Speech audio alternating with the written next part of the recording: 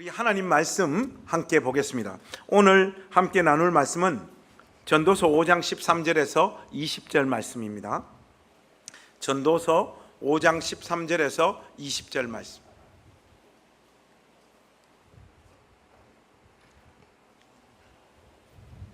이 말씀 읽고 우리 B급 신자들 만나러 가겠습니다. 자, 내가 해 아래에서 큰 패단되는 일이 있는 것을 보았나니 곧 소유주가 재물을 자기에게 해가 되도록 소유하는 것이라.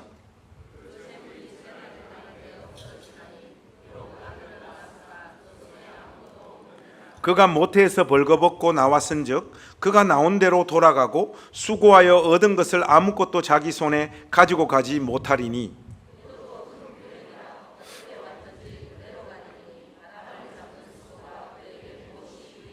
일평생을 어두운 데에서 먹으며 많은 근심과 질병과 분노가 그에게 있느니라.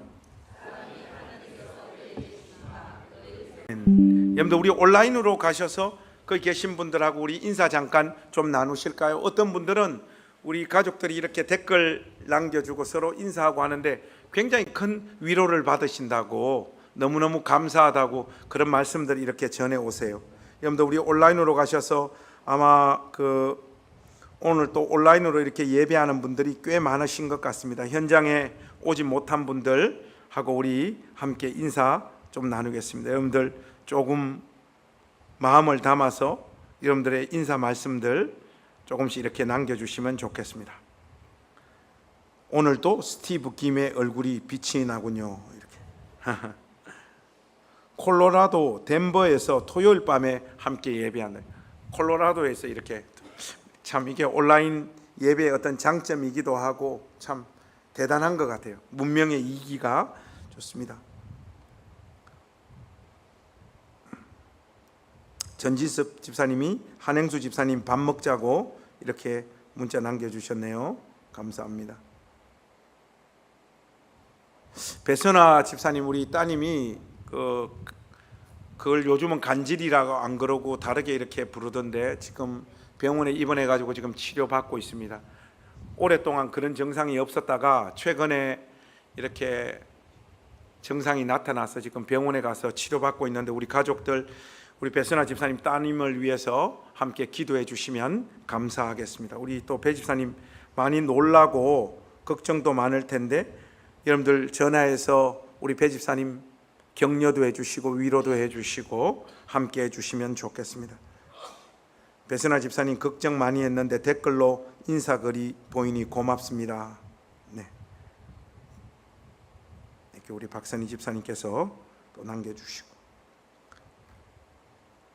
안녕하세요. 보스턴 가기 전 마지막 한국에서의 주일 예배 온라인으로 참여합니다. 준김님, 보스턴으로 가시기 전에 이렇게 글을 이 준김님이 지난번에 오신 우리 송 집사님 지인 분이신 것 같아요. 이렇게 함께 해주셔서 감사합니다.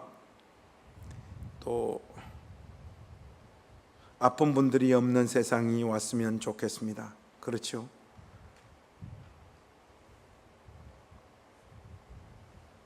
목사님 오늘 또 반갑습니다. 사모님 모습 다 나으시네요. 다 이게 남편이 잘해주니까 그런 거예요. 맞나 안 맞나? 김정미 어디 있나?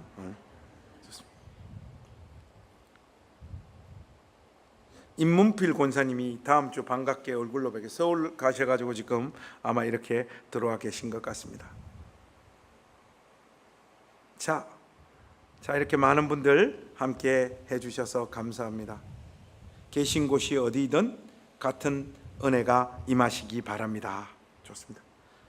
여러분들 이렇게 함께 해주셔서 너무 감사하고, 또 커피 맛있다고 또 그러시네요. 매주 이렇게 커피로 수고해 주시는 우리 김오르 님 감사드리고, 여러분들 한 번씩 이렇게 격려도 해주시고 커피값도 한 번씩은 좀 내시고 그렇게 하시면 좋겠습니다. 오늘 여러분들과 함께 이 전도서 5장 13절에서 20절 말씀 함께 나누겠습니다. 여러분, 오늘 우리가 이 말씀을 13절부터 20절까지 함께 교독을 했는데, 오늘 우리가 같이 읽은 이 말씀에서 여러분 마음에는 어떤 구절이 가장 중요한 말씀 같아 보입니까? 틀려도 괜찮으니까 그리고 틀린 것은 없으니까 여러분들의 생각을 담대하게 한번 말씀해 보십시오. 어떤 구절이 오늘 본문 말씀을 이끌고 있는 가장 중요한 말씀 같아 보입니까? 이게 19절과 20절 말씀이 참 중요합니다. 그래서 먼저 우리 19절 말씀 소리내서 한번 같이 읽었으면 좋겠습니다. 19절 말씀 같이 읽겠습니다. 또한 어떤 사람에게든지 하나님이 재물과 부요를 그에게 주사 능히 누리게 하시며 제 몫을 받아 수고함으로 즐거워하게 하신 것은 하나님의 선물이라.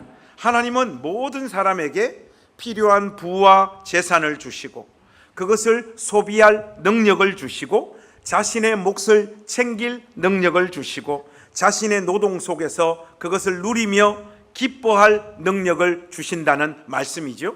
이것이 하나님께서 우리 인생들에게 주신 선물임을 코엘렛은 분명히 하고 있습니다. 그런데 여러분, 이 19절에서 그 동사 있잖아요. 하게 하다 하는 이 동사는 소비하고 자기 몫을 챙기고 기뻐하는 것을 전부 다 받아내는 동사예요. 그래서 정확한 뜻은 누군가에게 능력이나 기회를 제공하다, 이런 뜻입니다. 쉽게 말해 이게 무슨 말인가 하면 누구나 그것을 누리는 것은 아니다는 말입니다. 하나님께서 허락하셔야지 이런 일이 가능해진다, 이 말이에요. 하나님은 어떤 사람에게는 소유하고 누리고 그것으로 만족하게 하시지만 어떤 사람들에게는 이 은혜를 허락하지 않으시거나 부분적으로만 허락하시는 경우들도 대단히 많습니다.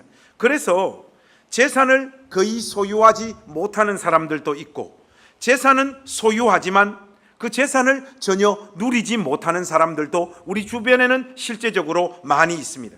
실제로 우리의 삶의 경험이 그것을 분명히 증언하죠. 무슨 말인고 하니 돈을 버는 것과 돈을 모으는 것은 완전히 별개의 문제입니다. 어떤 사람은 돈을 잘 버는데 돈을 잘 모으지 못하는 사람들이 많습니다.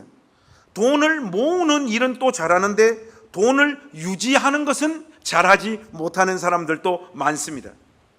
무엇보다 돈을 보관하고 유지하는 것은 잘하는데 돈을 잘 사용하지 못하는 사람들도 우리 주변에는 많습니다. 이것들 중에 여러분들 삶 속에서 단 하나만 빠져버려도 여러분들의 삶까요? 같이 읽겠습니다. 그는 자기의 생명의 날을 깊이 생각하지 아니하리니 이는 하나님이 그의 마음에 기뻐하는 것으로 응답하심이니라. 20절은 부를 누리고 즐거워할 수 있는 선물을 받은 그 사람의 마음의 상태를 표현한 말씀이에요. 이 말씀을 히브리어 원문에 가깝게 조금 투박하게 제가 한번 다시 번역을 해보겠습니다. 하나님이 그가 마음의 기쁨에 몰두하게 만들었기 때문에 확실히 그는 그의 생애를 크게 돌아보지 않았다. 이게 좀 더 정확한 번역입니다. 현재의 즐거움에 완전히 몰입되어져 있기 때문에 삶의 작은 나날들을 크게 신경 쓰지 않고 자기 인생을 통과할 수 있었다, 이 말입니다. 코엘렛, 그에게 있어 삶의 모습은 헤벨입니다. 전도서 1장에서 우리가 확인했듯이 인간의 삶은 모순되고 더덥고 잠시 스쳐 지나가는 것입니다. 의미를 찾기에는 너무나 더덥고 찰나의 순간을 우리는 살다가 우리의 생을 마무리합니다. 그것이 우리 인간의 생입니다. 그래서 나이가 좀 들면 대부분의 사람들은 어떤 이야기를 토해놓는고 하니 사는 것이 별 것이 없다, 살긴 살았는데 산 것 같지가 않다라고 하는 고백들을 다들 합니다. 그러니 이런 보편적인 인간 경험을 넘어가지고 삶의 모순됨과 덧없음, 일시적인 것들에 대한 잡념과 걱정을 멈추는 일, 그리고 과도한 욕심으로 삶의 나날들을 돈을 추구하면서 이 짧은 날들을 소비하지 않는 삶을 사는 것은 쉽지 않아요. 대부분의 사람들은 자기 삶의 짜잘한 이런저런 일들에 사로잡혀서 고민하고 답답하고 번민하고 탄식하면서 자기 인생을 다 소진합니다. 무엇보다도 돈 번다고 꼴딱꼴딱 숨이 넘어갈 만큼 수고하다가 나이 들어서 이제 죽음을 맞이해야 되는 것이 보통 사람들의 일반적인 삶의 경험입니다. 그러니까 이런 자잘한 것, 그리고 돈의 노예가 되어서 막 자기 인생을 살아가지 않는 이 삶을 사는 것은 말같이 그렇게 쉽지 않습니다. 그 삶과 인생에 하나님의 특별하신 간섭과 은혜가 있을 때만이 이런 부분에 있어서 자유롭게 하나님께서 자기 자신에게 주시는 그 부를 누리고 맛보고 즐거워하는 삶을 살 수 있는 거예요. 이것이 지금 코엘렛이 이야기하고 있는 주장의 핵심입니다. 하나님께서 그냥 내버려 두시면 인간은 허무함과 덧없음에 사로잡히고 결국 돈의 권세에 붙잡혀서 죄만 짓고 살다가 허무하게 생을 마칠 수밖에 없습니다. 여러분들의 지나온 삶을 뒤돌아보면 그것이 명명백백한 사실이지 않습니까? 로마서 1장 28절 이하에 또한 그들이 마음에 하나님 두기를 싫어하며 하나님께서 그들을 그 상실한 마음대로 내버려 두사, 하나님께서 상실한 마음대로 내버려 두니까 인간들 안에 어떤 열매가 맺히느냐? 합당하지 못한 일들, 열매들이 맺힙니다. 그것이 무엇입니까? 모든 불의, 추악, 탐욕, 악의가 가득한 자요, 시기, 살인, 분쟁, 사기, 악독이 가득한 자요, 수군수군한 자요. 여러분 다 이런 일들을 인간들이 뭘 가지고 이 짓들을 합니까? 돈 가지고 이 짓들을 합니다. 하나님께서 그냥 내버려 두시면 이런 삶에서 자유로울 인간들이 아무도 없다, 그 말이에요. 정말 그렇습니다, 여러분. 하나님께서 붙잡아 주시지 않으면 인간은 돈으로 스스로의 운명을 망칠 수밖에 없는 존재들입니다. 돈을 벌고 모으고 누리는 일은 사람이 결심한다고 잘할 수 있는 게 절대로 아니에요. 목회를 하면서 성도들의 삶을 살피고 신방하면서 제가 확신하는 것이 하나 있어요. 그게 뭐냐? 돈을 잘 벌고 보관하고 누리고 즐길 수 있는 것도 하나님의 은사라는 것을 정말로 확인하게 되어집니다. 돈 잘 버는 사람들 보면 이 사람들은 돈의 흐름이 보여요. 어떻게 해야지 돈을 벌 수 있는가? 돈을 비교적 쉽게 잘 벌어요. 돈이 이 사람들을 그냥 따라다녀요. 여러분들은 어떻습니까? 돈을 쫓아다녀요. 핵심은 뭐냐? 여러분 지금까지 살아오면서 돈이 여러분 손에 안 들어오는 것은 여러분은 하나님으로부터 돈 버는 은사를 받지 못했다는 말입니다. 인정하십시오. 지금부터 한번 그런 의미에서 다 같이 따라서 하겠습니다. 손 올리고.